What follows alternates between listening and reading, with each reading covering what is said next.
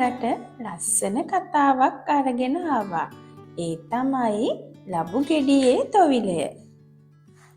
ඔන්න එකමත් එක කාලෙක ගමරාල කෙනෙකුයි ගම හාමිනේ කෙනෙකුයි සතුටින් ජීවත් වුණා. මෙයාලට ලස්සන එළවලු කොටුවකුත් තිබුණා. මේ එළවලු කොටුවේ එක එක වර්ගයේ එළවලු වර්ග තිබුණා. මේ දෙන්නා ඒ එළවලු වගාවට හරිම ආදරෙන් වතුර හිම දාලා රැක බලා ගත්තා. ඒ එළවලු අතර ලබු වැලකුත් තිබුණා. ඒ ලබු වැලේ තියෙන අනිත් ගෙඩි වලට වඩා එක ගෙඩියක් ලොකුවට හැදුණා. මේ ලබු ගෙඩිය දවසින් දවස ගොඩක් ලොකු වෙන්න පටන් ගත්තා. මේ ලබු ගෙඩිය කොච්චර ලොකු වුණාද කියනවනම් ගමරාලටත් පුදුම හිතුණා. ඒක දැකපු ගම හාමිනේ පුදුම වෙලා ඒ දෙස බලාගෙන හිටියා. එක දවසක් මෙහිම යද්දි ගම හාමිනේට හොඳටම අසනීප වුණා. අනේ ඉතින් ගමරාලත් ගොඩාක් දුක් වුණා. ඊට පස්සේ ගමරාල වෙද මහත්තයා එක්කරගෙන ආවා. වෙද මහත්තයා බෙහෙත් කළා ගම හාමිනේට. ඒත් ඒ බෙහෙත් වලින් ගම හාමිනේට ගුණයක් නම් තිබුණේ නැහැ. ඊට පස්සේ වෙද මහත්තයා එළියට ඇවිත් මෙහෙම කිව්වා. මේ ලෙඩේ සනීප කරන්න නම් අනිවාර්යයෙන්ම තොවිලයක් නටන්න වෙනවා. ඉතින් මේක අහපු ගමරාල පහුවදා උදෙන්ම කපු මහත්තයා හම්බෙන්න දේවාලෙට ගියා.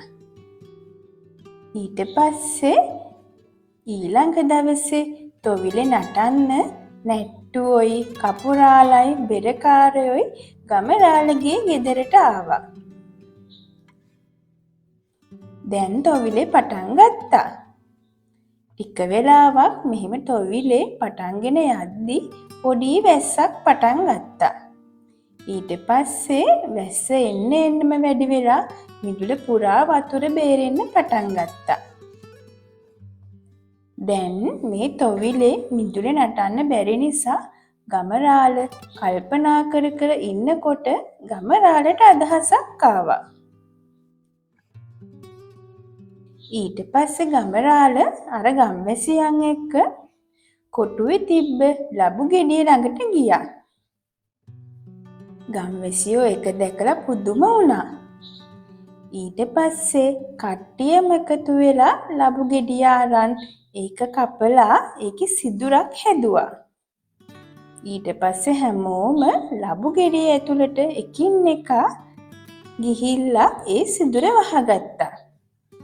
දැන් හැමෝම ලබු ගෙඩිය ඇතුලේ ඉන්නේ.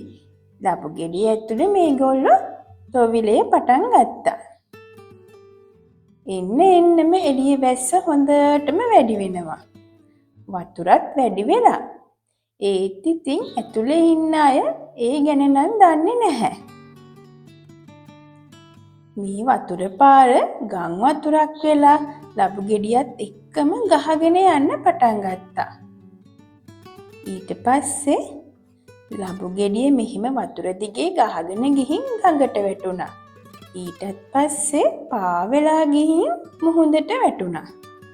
ඊට පස්සේ මුහුද හිටපු එක ලොකු මාළුවෙක් මේ ලබු ගෙඩිය ගිලලා දැම්මා.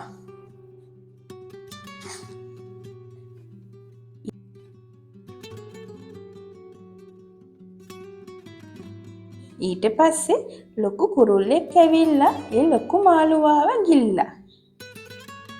ඊට පස්සේ ඒ ලොකු කුරුල්ලා ගහක වහලා ඉද්දි දඩයක්කාරයෙක් දඩයම් කරගෙන ගියා. දඩයක්කාරයා ඒ කුරුල්ලා ගෙදරගෙන ආවා. ඊට පස්සේ කුරුල්ලාගේ බඩ කපලා බලද්දි කුරුල්ලාගේ බඩ ඇතුලේ ලොකු මාළුවෙක් හිටියා. හැමෝම පුදුම වුණා. ඊට පස්සේ ඒ මාළුවාගේ බඩ කපලා බලද්දි ලොකු ලබු ගෙඩියක් බඩ ඇතුලේ තිබුණා.